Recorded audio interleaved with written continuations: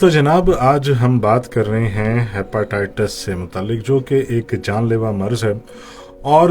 پاکستان میں ہیپاٹائٹس کے مریضوں کی تعداد بہت زیادہ 1 کروڑ سے تجاوز کر چکی ہے یہ تعداد، اور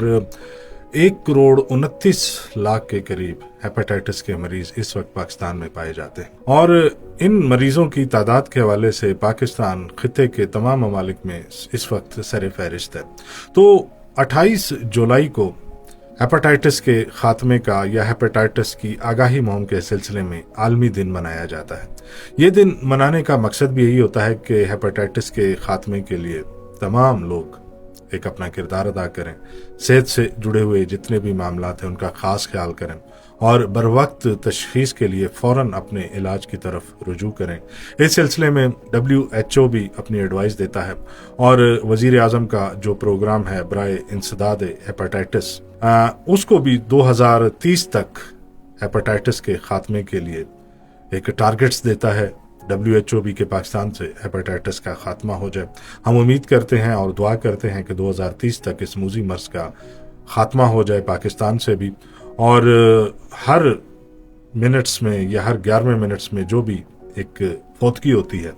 رپورٹس کے مطابق وہ بھی کہا جاتا ہے کہ 11ویں منٹ میں ہر بندہ جو فوت ہونے والا ہے اس کی بنیادی وجہ کسی نہ کسی شکل میں ہیپاٹائٹس سے بھی ہو جاتی ہے۔ تو ہیپاٹائٹس کے معاملے میں صحت اور صفائی سے جڑے ہوئے معاملات کے سلسلے میں صفائی بہت زیادہ اہمیت رکھتی ہے، بالخصوص جو محفوظ انجیکشنز ہیں، باربر شاپ میں جب آپ جاتے ہیں وہاں پہ بلیڈ کا استعمال ہے، اس کے سلسلے میں بہت زیادہ احتیاط کی ضرورت ہے۔ اس کے علاوہ کھانے پینے کے جو معاملات ہیں اور برتنوں کے جو معاملات ہیں، آپ ہوٹل پہ جاتے ہیں، اسٹے کرتے ہیں، تو وہاں پہ بستر کا جو ہے وہ معاملہ ہے، اس کو چیک کرنے کی بہت زیادہ ضرورت ہے۔ اس کے علاوہ جو آپ باہر کھانا کھاتے ہیں وہاں پہ بھی آپ کو بہت زیادہ احتیاط کرنے کی ضرورت ہوتی ہے، اور ہوٹل مالکان کو بھی ضرورت ہے کہ وہ صفائی کا خاص خیال رکھے، کیونکہ یہ ایک ایسا مرض ہے جو ایک بندے سے دوسرے بندے کو لگتا ہے، جس کی وجہ سے یہ پھیلنے والا مرض قرار دیا جاتا ہے، وائرس والا مرض۔ تو اس سلسلے میں ہم دیکھتے ہیں کہ پاکستان میں بھی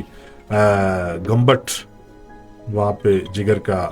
امپلانٹ ہوتا ہے، جگر کے جو معاملات ہیں ان کی دیکھ بھال کی جاتی ہے، اور جگر کے مریض وہاں پہ آتے ہیں۔ اسی طرح بلوچستان میں بھی اس پہ کام ہو رہا ہے، اور ایک ہسپتال بنانے کی تیاری ہو رہی ہے کہ جس میں جگر امپلانٹ کیے جائیں گے۔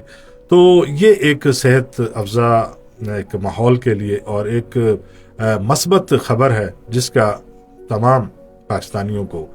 جو ہے اطمینان ہونا چاہیے، اور تمام بلوچستان والوں کو بھی اس کا اطمینان ہونا چاہیے کہ جگر جیسے معاملات اور ہیپاٹائٹس جیسے معاملات کی دیکھ بھال کے لیے، بروقت علاج کے لیے، تشخیص کے لیے ایک معیاری ہسپتال اور امپلانٹ اور فری علاج تک کی یہ سہولیات جو ہیں عنقریب بلوچستان میں بھی ملنے والی ہیں، اور پاکستان میں بھی یہ سہولیات دستیاب ہیں۔ اس سے پہلے یہ علاج بہت مہنگا تھا اور لوگوں کو باہر ملک جانا پڑتا تھا علاج کے لیے، لیکن شکر کا مقام ہے اور باعث اطمینان ہے کہ اب یہ علاج، ہیپاٹائٹس کا علاج جو جگر افیکٹ ہو جاتا ہے ہیپاٹائٹس کی وجہ سے، ہیپاٹائٹس کی جو مختلف اقسام ہیں A B C D E، تو یہ ساری کی ساری ہی بہت زیادہ تشویشناک اور نقصان دہ ہیں۔ بالخصوص ماؤں کو بہت زیادہ خیال کرنا چاہیے کہ جو بچوں کو فیڈنگ کرتی ہیں اور فیڈر میں دودھ پلاتی ہیں، ان کو بہت زیادہ خیال کرنا چاہیے تاکہ بچوں تک یہ بات نہ پہنچ سکے۔ اس کے علاوہ ہمیں بیت الخلاء سے آتے ہوئے صابن سے ہاتھ دھونے کی عادت اپنانی چاہیے، اور بچوں کو بھی اس کی عادت بھی ڈالنی چاہیے، اور بچوں کو اس کی تربیت بھی کرنی چاہیے کہ جہاں بھی وہ جائیں تو بیت الخلاء سے واپسی کے بعد صابن سے ہاتھ ضرور دھویں۔ تو ہیپاٹائٹس کا خاتمہ جو 2030 تک کا ایک WHO کا ٹارگٹ ہے پاکستان سے، اس میں مدد ہم فراہم کر سکتے ہیں اپنے روزمرہ معمولات میں، صحت سے جڑے ہوئے معمولات میں صفائی کا خاص خیال کر کے، اور اس سلسلے میں آگاہی پیدا کر کے۔